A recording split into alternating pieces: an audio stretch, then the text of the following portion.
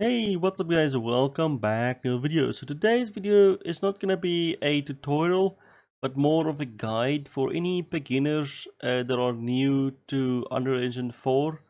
Um, Now, I'm gonna basically go over and show you how you can navigate the editor and then just basically the basic stuff that you see here.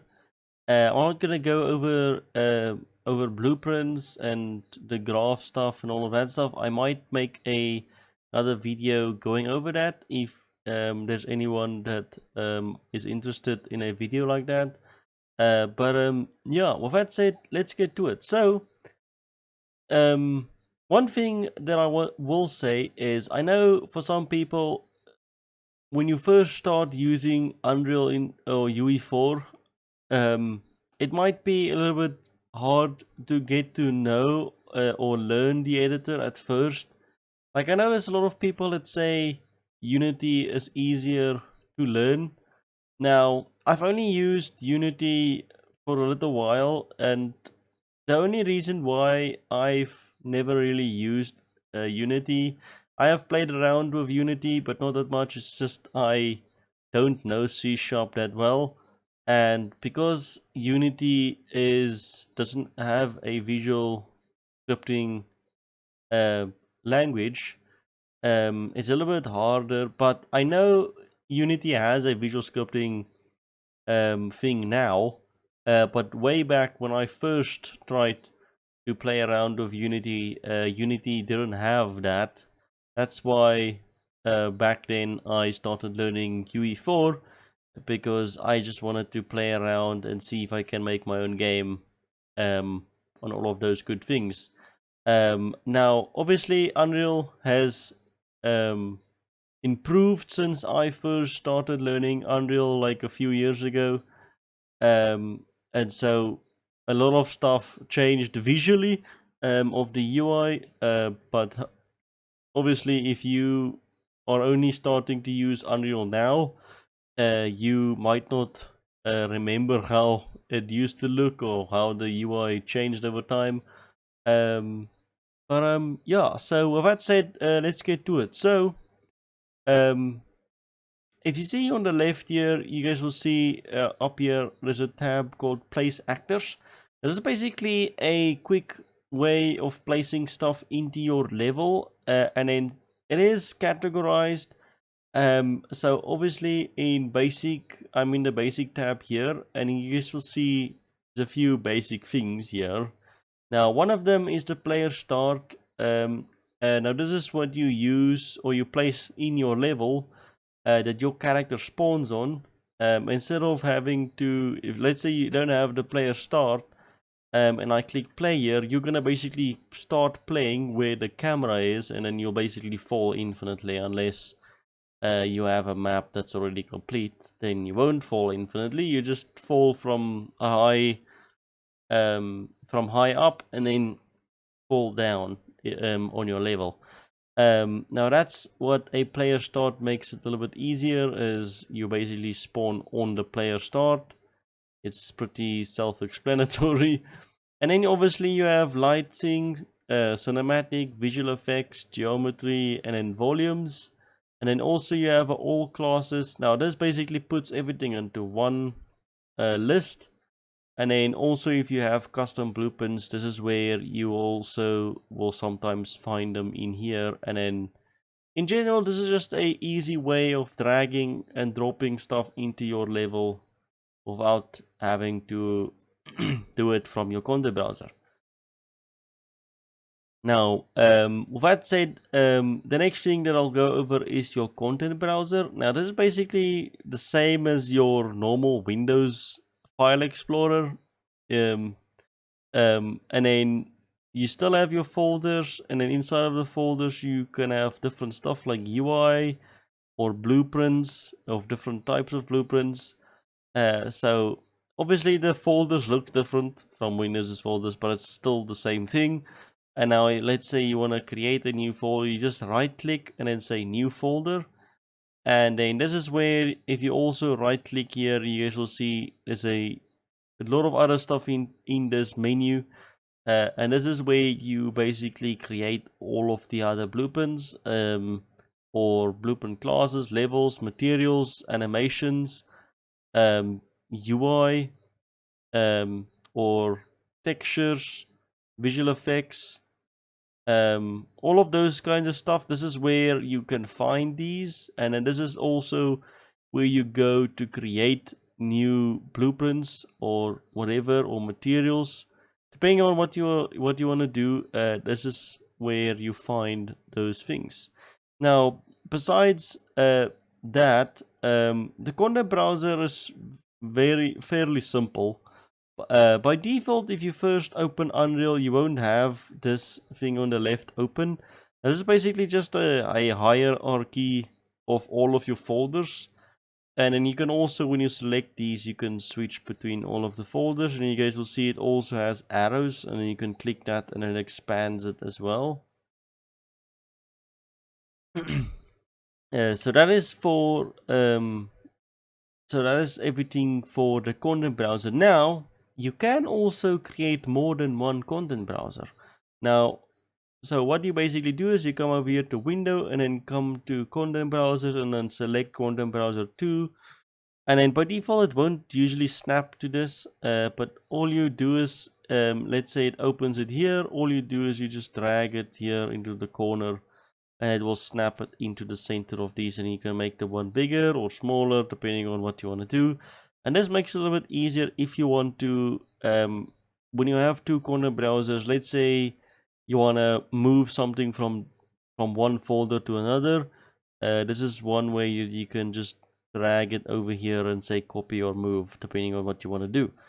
And so the next thing that we'll go over is the world outliner.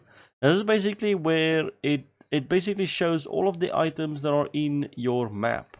Now, obviously I don't have a lot of stuff in here, but you guys will see I have the cube and the second cube, and then I have the floor, and then I have my lighting source, that's basically the sun, and then I have my player start, my sky sphere, my skylight, and then a reflection sphere. So this is basically so that reflections work.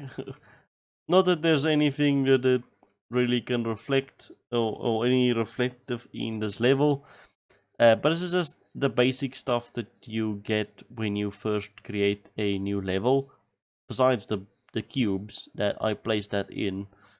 And so yeah, so it's fairly simple. So you can also create a folder by right clicking and say create folder, and you can also name this folder. So let's just name this test, and then I can move these cubes into that folder.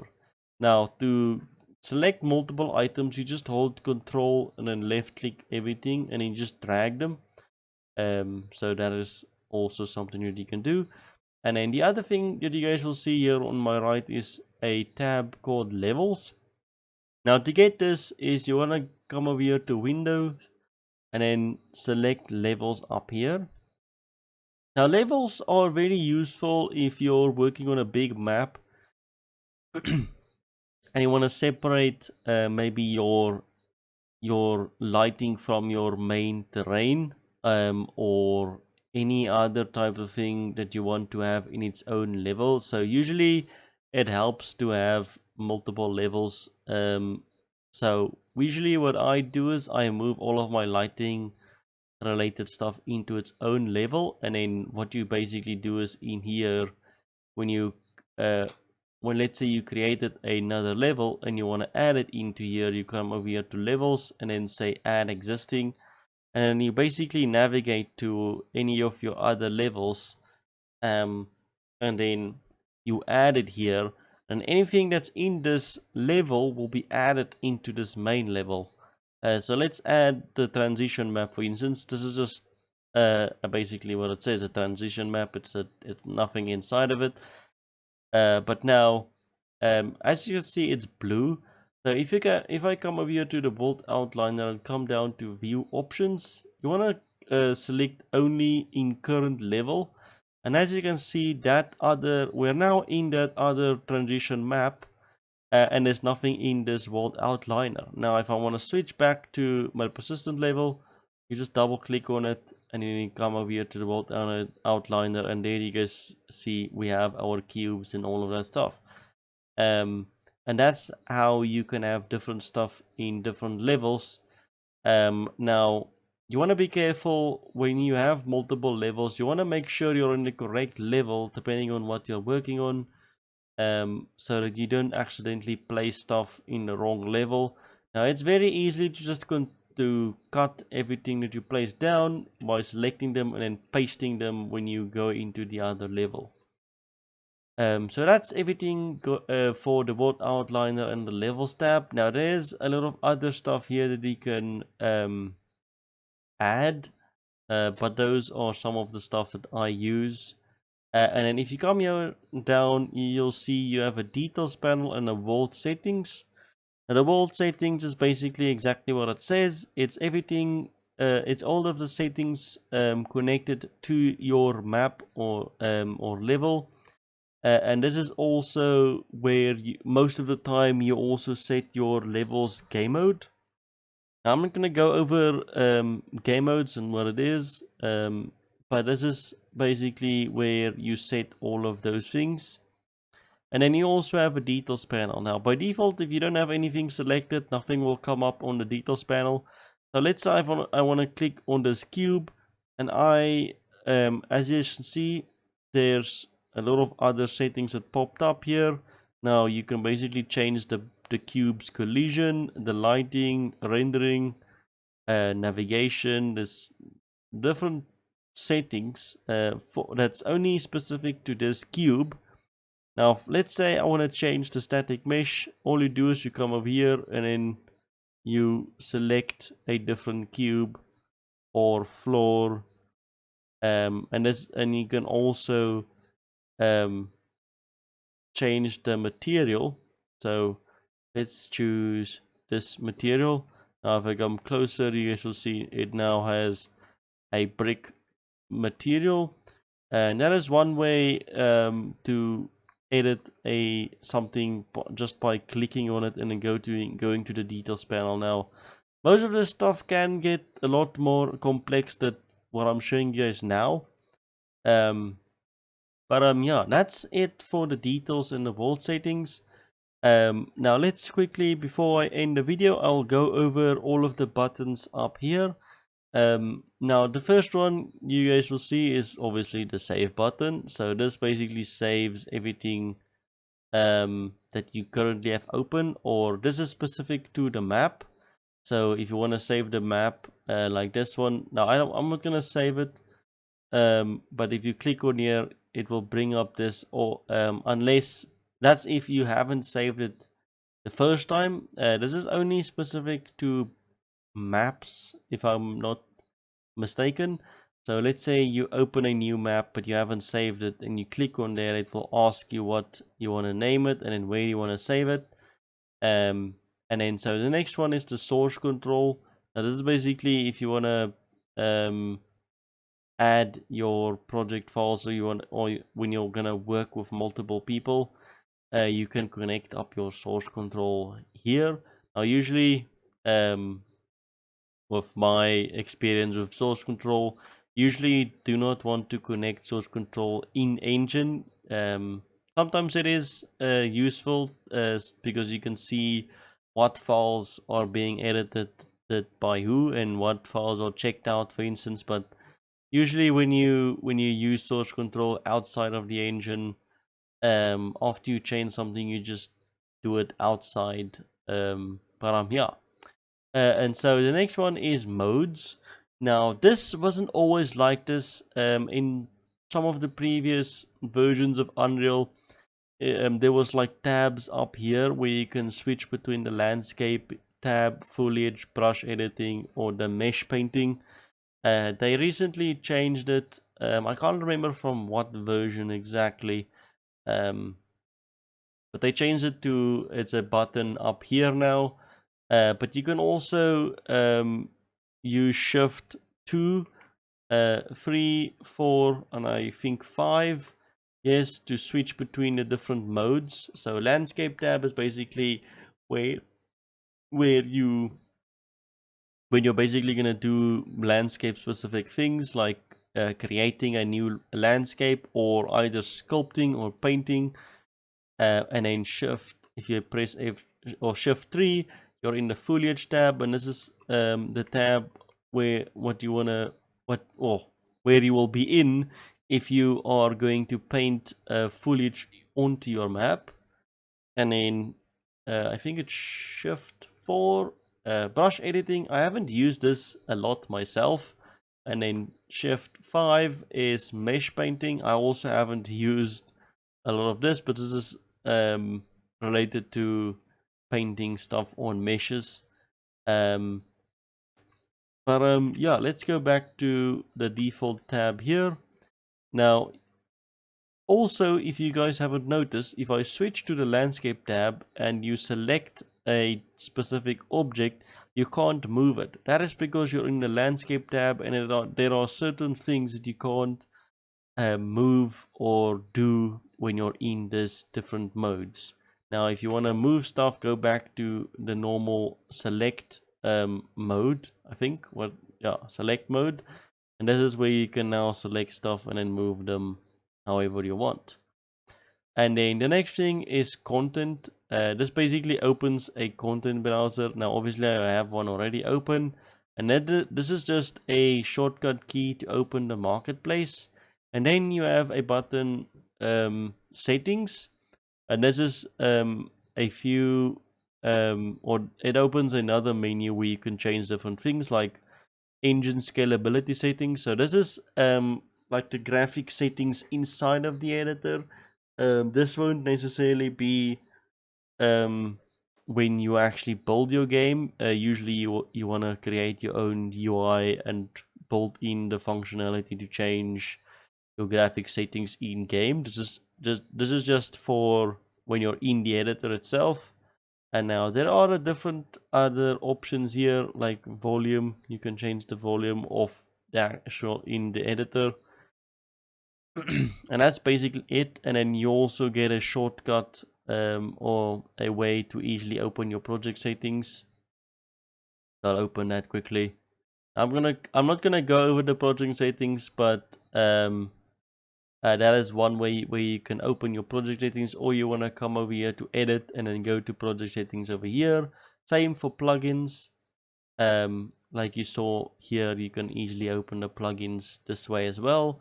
And then blueprints, if you come over here, you can either open your level blueprint. Now the level blueprint is something that's only connected to the specific level. So whenever you load this level, anything that you do in here will run when this level opens. And so there is a few other things here that I haven't really touched, but you can go over and read what everything does. As you can see, it does have pop-ups here to say what certain things does, but usually it's not that big of a description, just a brief way of telling you what is what. And then cinematics is to do with when you're making a movie or some sort of cinematic thing, related thing. And then over here, you guys will see there's a button called build. Now, let's say you do something in your map. Usually you want to afterwards, let's say you have some, how can I say it, like objects or buildings or, and then they are like static. Usually you have to click on build because it then goes and build all of the shaders and shadows and all of those things on your map, so that if there is any baked stuff that needs to be baked, it bakes in those shadows. Now, like this, if I move this, you guys will see the shadow is still there, but even though I move the box, that is because this box is currently set to have a static shadow, because the game thinks, the game basically thinks this box will never move. That's why it gives it a static shadow. Now you can make it dynamic, like if I come over here to movable.